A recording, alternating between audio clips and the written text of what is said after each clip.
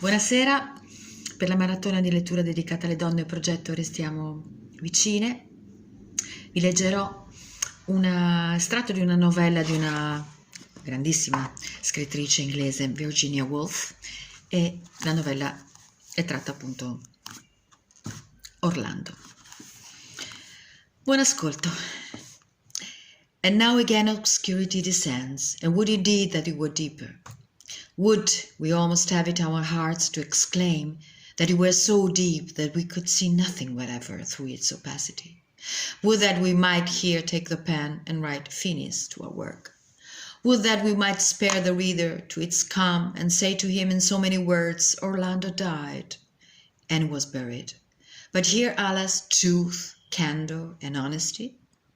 The austere gods who keep watch and ward by the inkpot of the biographer cried, no. Putting their silver trumpets to their lips, they demand in one blast, truth. And again they cried, truth. Then sounding yet a third time in concert, they peal forth the truth and nothing but the truth. At which heaven be praised, for it affords us a breathing space, the door gently open, as if a breath of gentlest and holiest zephyr has wafted them apart, and three figures enter. First comes Our Lady of Purity, whose brows are bound with fillets of the white as lamb's wood, whose hair is an avalanche of the driven snow, and in whose hand reposes a white kill of a virgin goose.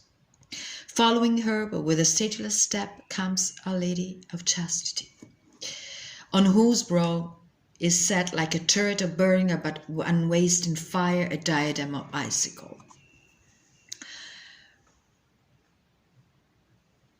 Her eyes a pure star, and her fingers, if they touch you, freezes you to the bone.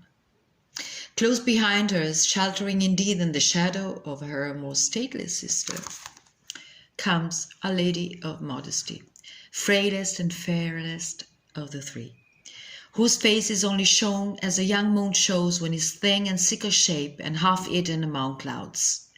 Each advances towards the center of the room where Orlando still lies sleeping.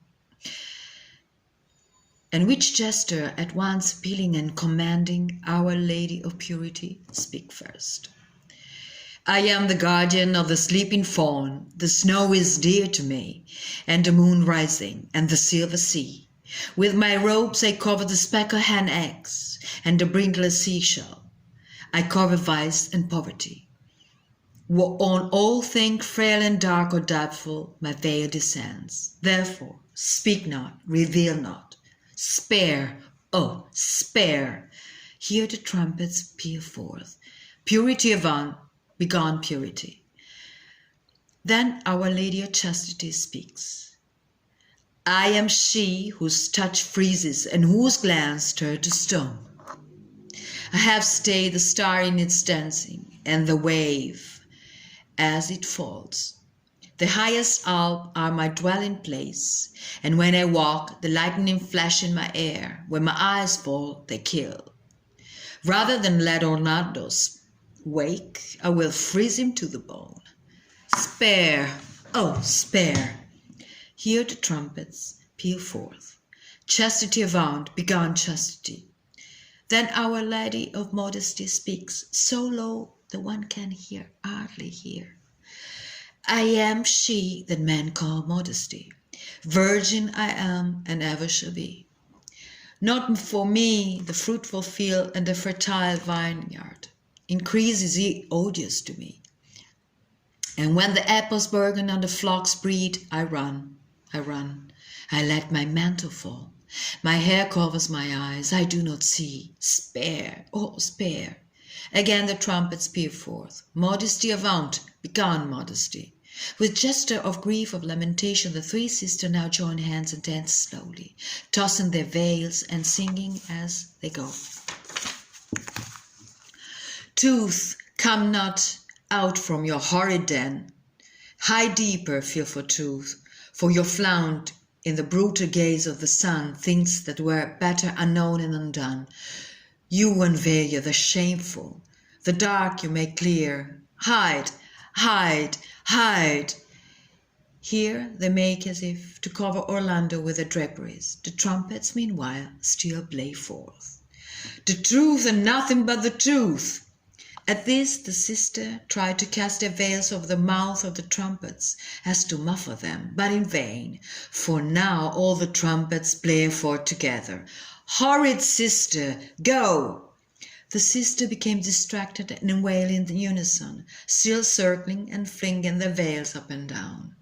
It has not always been so, but because men want us no longer.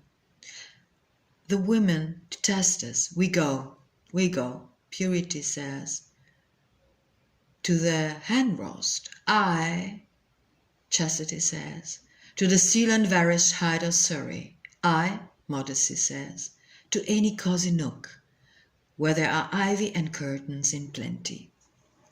For there, not here, dwell still in nest and boudoir, office and lay court, those who love us, those who honor us, virgins and city men, those who revenge us, who reverence without knowing why, those who praise without understanding, the still very numerous tribe of the respectable, who prefer to see not, desire know not, love the darkness, those still worship us, and with reason. We have given them wealth, prosperity, comfort, ease. To them we go. Ooh, you we leave. Come on, sister, come. This is no place for us here. They retire in haste, waving their draperies over their heads as if to shut out something they dare not look upon, and close the door behind them. We are therefore now left entirely alone in the room, with the sleeping Orlando and the trumpeters. The trumpeters, ranging themselves side by side in order, blow one terrific blast. The truth! At which Orlando woke. He stretched himself, he rose, he stood upright in complete nakedness before us, and while the trumpets pealed truth, truth, truth, we have no choice left but to confess he was a woman.